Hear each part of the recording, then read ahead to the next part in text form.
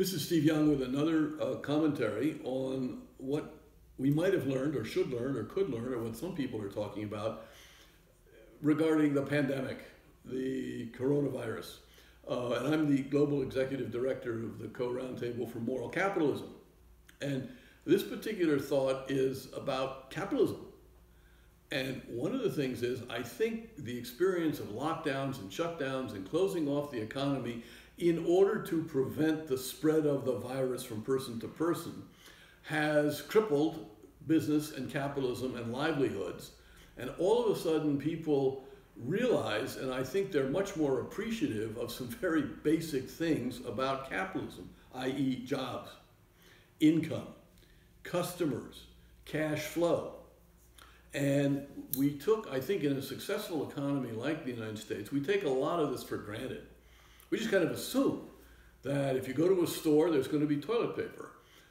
Small restaurants, entrepreneurs or something, they're just going to assume that if they have good food or an interesting product, or they have a small theater here in St. Paul, Minnesota, that customers are going to come.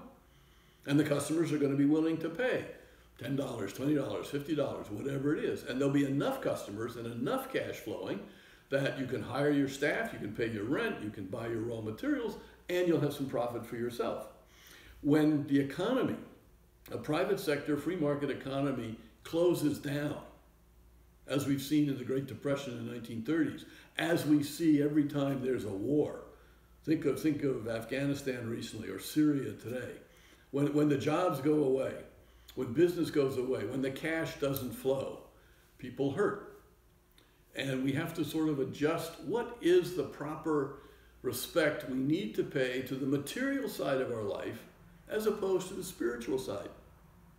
Now, I think people have said a lot that too much materialism is kind of like a disease. Too much greed, too much money, too much desire, too much that. On the other hand, without materialism, without goods and services and foods and this and that, human life is pretty tough. Not many people today would want to, I think, exchange themselves for somebody living somewhere in the 1300s when the Black Plague came through, right? Or even in the 1700s. I think the average lifespan of human beings was like in their 30s down to the late 19th century on average, something like that. And at the same time, ethics, morality, values, they reflect not materialism, but a spiritual side. And lots of people have talked about that if we lose the spiritual side of our nature, that's also wounding in a deep way. So maybe one of the lessons we should draw from this is a balance again between the material and the spiritual.